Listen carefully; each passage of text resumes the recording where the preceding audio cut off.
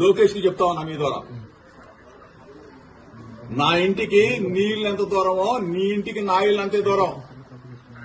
ఇవాళేమో సంబరపడుతున్నామో, రాక్షస ఆనందం పొందుతానో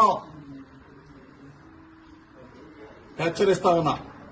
మీడియా మిత్రుల ద్వారా చెప్తా ఉన్నా, రాష్ట్ర ప్రజల సమక్షంలో చెప్తా ఉన్నా, ఇది దుర్మార్గమైన చర్య. నేనేం చేశానా?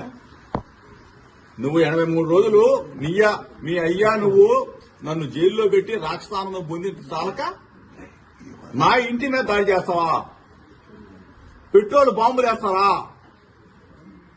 అసలు ఇంత దుర్మార్గులాగా ప్రవర్తిస్తారు మీరు. నేనేమన్నాను?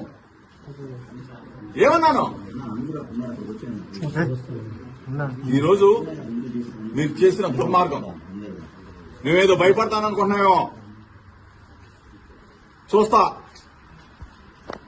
నువ్వు నీ గోండాలని, నీ రౌడీలని, నీ పిక్ పాకెట్ గాలని, బ్లేడ్ బ్యాచ్ ని, గంజాయి బ్యాచ్ ని విజయవాడ నుంచి, నలుమూల నుంచి నా ఇంటి మీద పంపిస్తావా? నీకు పెళ్ళాం పిల్లలు లేదా? నీకు ఇల్లు లేదా? నీకు కుటుంబం లేదా? ఇవాళతో ఇది ఆగిపోద్ది అనుకుంటున్నావా? లోకేష్ ని చెప్తా ఉన్నా, నువ్వు ఇటువంటి రాక్షసానందాన్ని కదా నువ్వు తప్పైందని చెప్పకపోతే ఇటువంటి పనికి మాత్రం పిల్ల చేస్తలకి జోలి భయపడ్డావు. చిన్నప్పటి నుంచి రాజకీయాల్లో ఉన్నా నీ పిల్ల చేసలకి, నీ వెర్రి చేసలకి నీకు నిన్న చెప్పా,